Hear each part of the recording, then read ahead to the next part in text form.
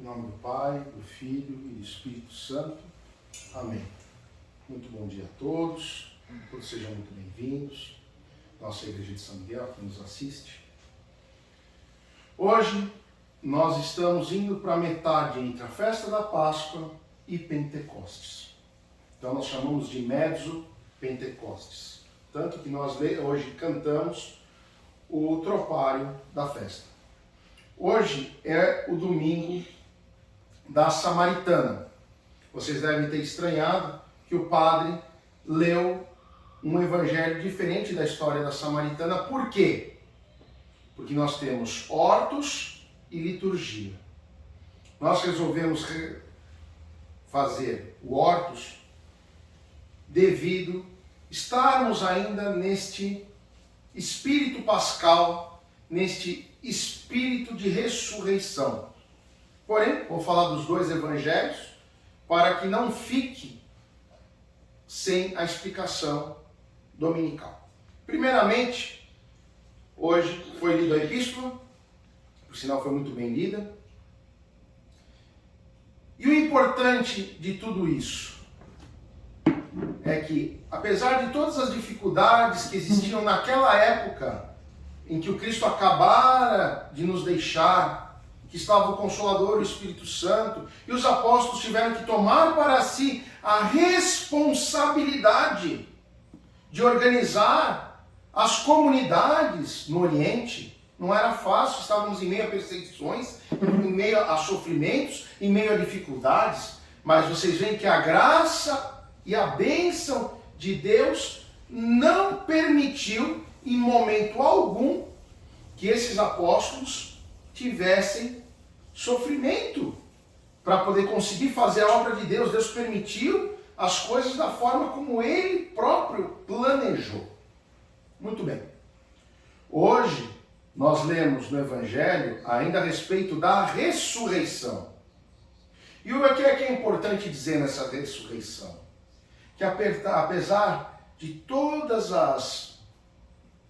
os nossos contratempos da vida, todas as dificuldades da vida, nós temos a esperança da ressurreição. Que apenas os panos de linho estavam no sepulcro vazio. Ele não está lá. Por isso que nós continuamos cantando Cristo ressuscitou dos mortos, pisando a morte com a morte, dando vida aos sepultados. Porque é a nossa esperança. Todo dia que nós acordamos pela manhã, que a gente faz o sinal da cruz e agradecemos a Deus, Senhor, obrigado por mais esse dia. Obrigado por mais esta oportunidade. Nós podemos fazer isso devido à ressurreição. Muito bem. Aí vamos ao Evangelho da liturgia, que seria o poço de Jacó. Jesus passa pelo poço de Jacó e pede para aquela mulher que estava ali sentada para dar-lhe um pouco d'água. E aí ela fala, você, judeu, vai pedir para mim, samaritana, um pouco de água? Os judeus não falam com os samaritanos. Aliás, pelas histórias, sempre os judeus desprezaram, dizendo que não era um povo bom. E por aí vai. Mas resumindo a história do Evangelho, da liturgia, e juntando com o Evangelho do Hortus, é que Deus não faz acepção de pessoas.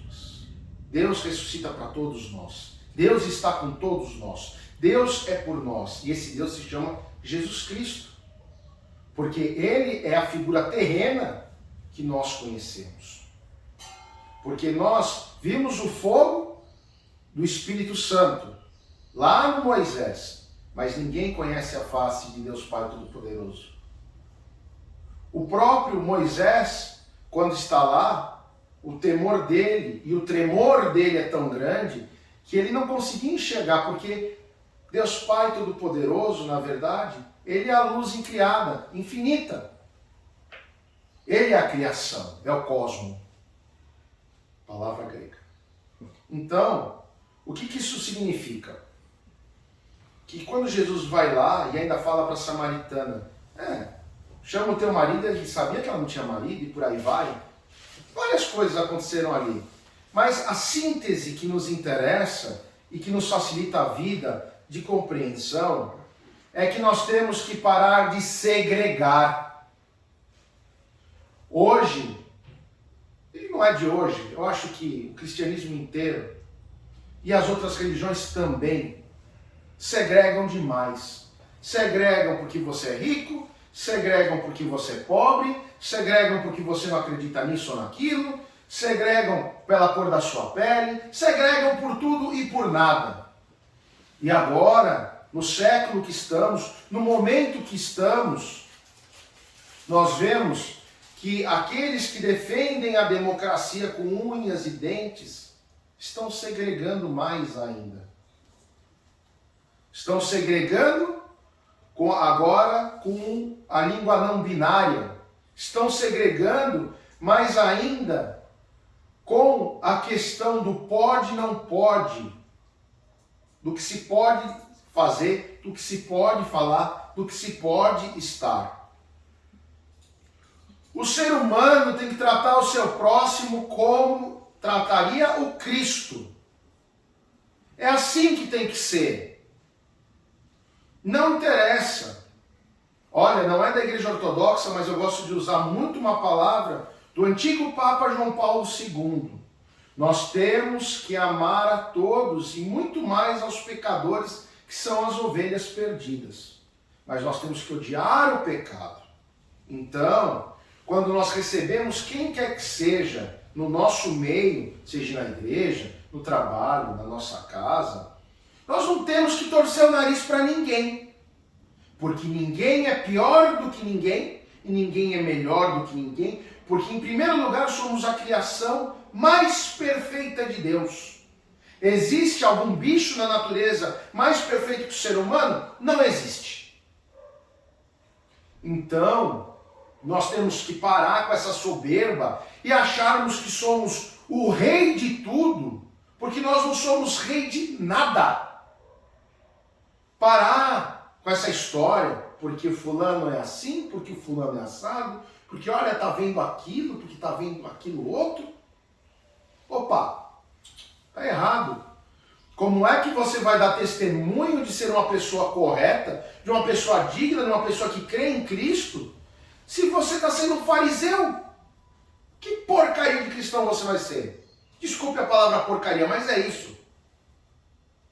O que adianta você estufar o peito para cima e dizer, eu sou cristão, eu faço tudo direitinho, tudo bonitinho. Mas você, no seu íntimo, você está como um pão bolorado, cheio de ódio, cheio de raiva, cheio de preconceito pelo seu próximo. Vocês acham que Jesus Cristo ia gostar disso? Jesus Cristo até de César falou bem. Dai a César o que é de César e a Deus o que é de Deus. Ele teve no meio dele ladrões. O próprio apóstolo que o entregou à morte, o Judas, era um ladrão. Nas escrituras fala que ele roubava o dinheiro da sacola da coleta. E Deus sabia disso. Vocês acham que Jesus não sabia que aquele sem vergonha roubava?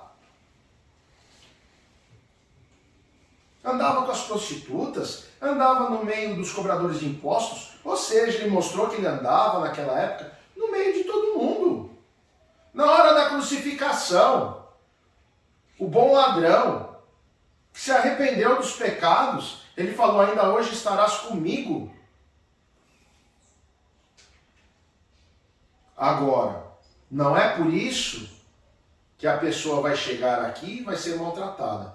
Porém, também não é por isso que nós não vamos ter uma conversa com aquela determinada pessoa que está fora dos padrões que a Bíblia nos manda seguir, e nós vamos dizer, olha, segundo a Bíblia, no lugar tal, isso que você está fazendo, você está em pecado. Então, faça um exame de consciência, veja o seu livre-arbítrio que Deus nos dá, veja se você quer mudar. Se você quiser mudar, nós estamos de braços abertos para te receber, para você poder ser um de nós. Mas não é um ser um de nós no sentido de apenas dar o sacramento do batismo, da crisma, mas é para essa pessoa viver a fé em espírito e em verdade. Estar em comunhão verdadeira com o Cristo. Isso que é importante. Porque a salvação, ela é individual. Deus vai conversar comigo na minha hora, com você na sua hora. E não vai ter ninguém do seu lado que vai te ajudar. No máximo, a mãe de Deus vai ser sua advogada. Se você merecer. Então, você tem que olhar o que você está fazendo na vida. Que comportamento você tem? Porque tendências, todos nós temos. Tendência de falar mal, tendência de ter inveja, tendência disso, tendência daquilo, tendência de fofocar. Cada um tem uma tendência diferente. Uns gostam demais da vida mundana. E por aí vai. Então, tendências todos nós temos. Agora, cabe a nós o quê? Trabalhar. Nós, infelizmente, temos o bem e o mal dentro de nós. Só que tem que sobressair o bem. E nós já temos uma facilidade, nós somos batizados, recebemos o Espírito Santo. Então, nós temos uma força positiva, de bênção na nossa vida, muito maior do que o nosso eu negativo. E vou dizer uma coisa, tudo que nós passamos na vida, 10% dos 100%, é para a nossa evolução aqui, nesse mundo chamado Terra. Os outros 90%, nós é que fazemos. Quando a pessoa, vou dar o meu exemplo, eu sou uma pessoa gorda, sou gordo, eu cuido direito do meu corpo, tento às vezes. Deus na hora lá vai chegar para mim e vai dizer assim, Jesus, então, né, o Senhor cuidou bem do seu corpo, que era para ser templo do Espírito Santo? Não, né? Então, vamos ver o que o Senhor fez de bom aí para poder remediar. Então Deus vai ver todos os seus aspectos. O seu coração, o seu corpo, o seu pensamento, a sua mente, as suas ações, os seus trabalhos perante Deus. Que boas obras você fez? Aí cada um vai. O amor que você teve, você abraçou aquela pessoa que precisava, você deu uma boa palavra para aquela pessoa que precisava, você deu um prato de comida para aquela pessoa que precisava, você ajudou na obra da igreja, quando a igreja precisou e faltava alguma coisa, você se preocupou com o sacerdote, como é que ele está. Não estou dizendo de dar dinheiro para o sacerdote, mas perguntar, padre, o senhor está bem? O senhor está precisando de alguma coisa? Estou achando o senhor meio chateado, meio triste. O que aconteceu? Vocês não sabem, mas está havendo um grande número de depressão e suicídio entre os sacerdotes, principalmente os católicos romanos. Por quê? Porque eles ficam tão sozinhos, tão abandonados. Porque o fiel chega aqui, quer assistir a missa, ouvir a palavra, tomar a comunhão, tá tudo certo, e vai embora, e tchau, padre. É como se o padre fosse simplesmente um serviçal. E não é assim. Nós temos que ter amor pelo nosso próximo. Agora imagina só, uma pessoa que se dedica, igual o padre Nicolau, que se dedica ao divino, que ama a beleza da casa do Senhor, que se esmera em fazer as coisas e tudo mais. Não sei se as pessoas ligam para ele para saber, padre, como está o senhor? Padre, vamos tomar um café juntos? Uma hora que deu, um sábado à tarde, um domingo à tarde, não interessa. Padre, vem benzer minha casa se o senhor toma um café comigo, almoça comigo. Nós não pedimos dinheiro para nada, mas nós queremos estar em comunhão com vocês, corpo da igreja. E esse amor, esse carinho em Cristo é muito importante para nós também. Que nós gostamos de falar de quem? De quem a gente conhece. Quem que a gente conhece? Jesus Cristo. Né? E também a gente gosta de conversar, ouvir as pessoas, saber o que elas estão precisando. Nós somos felizes em ajudar. Nós doamos a nossa vida a vocês por amor a Ele. Porque nós amamos esse serviço. É o nosso prazer. É o melhor dia da semana, domingo, ir à igreja. E a você que está aí nos assistindo e que não vem, você está perdendo a bênção. Cadê você? Você vai esperar o quê? Morrer? Aí não vai adiantar mais a igreja. Aí só vai passar o filme. O que você fez? E aí Jesus vai dizer, você me procurou na igreja? Você tomou a comunhão? Você rezou? Você ouviu a palavra de Deus? Você leu a Bíblia? Então agora como você quer ter parte comigo? Não te conheço. Então pensem nisso, queridos. E o mais importante, não façamos acepção de pessoas. Tratemos o nosso irmão com amor, com respeito, com dedicação. Olha, um exemplo para finalizar. Eu gosto de cachorro. Qualquer cachorro. Eu fui com a minha mãe no Poupa Tempo na sexta-feira e tinha um cachorro na Lesp.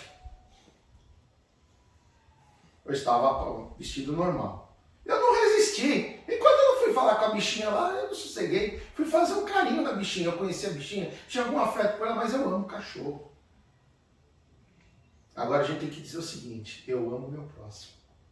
Quando a gente falar de verdade que a gente ama o próximo, com esse carinho especial, aí Jesus vai sorrir, vai dar um sorriso daqui a aqui. Ele vai dizer, finalmente entenderam o que eu estou ensinando há 2000 anos. Será que agora a ficha caiu? Finalmente! Então esse é o amor. Olha, fazia 15 dias que eu não vi o Padre Nicolau, porque semana passada foi uma grande bênção que tivemos em Araraquara. Eu estava com saudades do meu padre. Quis dar um abraço nele. Quis saber como é que foi a semana dele. Isso é cristianismo. Vocês vão dizer, mas isso é uma conversa, é uma coisa boa. Não é. É a realidade. Então vamos começar a fazer isso nos nossos empregos, nas nossas casas, com as pessoas que a gente tem contato. Às vezes até numa hora que você vai numa loja de conveniência comprar algo e você vê a pessoa triste. Você fala para ela algo simples, Deus te abençoe. A pessoa vai ficar feliz. Tá bom? Que Deus abençoe a todos vós. Muito obrigado pela presença de todos. Quem quiser se acercar à nossa Santa Comunhão, esteja à vontade. Receba o corpo e o sangue do Cristo com alegria, com felicidade, com renovo espiritual e corporal, para a cura do corpo e da alma, né? E nunca vai ser juízo ou condenação, porque você, quando vem aqui, vem por livre e espontânea vontade. Então você pode tomar a melhor das curas, aquela que é para sempre. E vou dizer mais, quando você toma a comunhão, em menos de 10 segundos, o corpo e o sangue de Cristo já está nas tuas veias, no teu coração, no teu corpo todo, já se espalhou. Eu estava lendo que eu não sei quantos quilômetros por hora é que o sangue gira no nosso corpo. É uma coisa absurda. Então, queridos, em menos de 1 minuto vocês estão repletos do Cristo Eucarístico. Então aproveitem isso, porque é a chance, é a possibilidade enquanto o Espírito Santo está aqui e está no meio de nós. Deus abençoe a todos.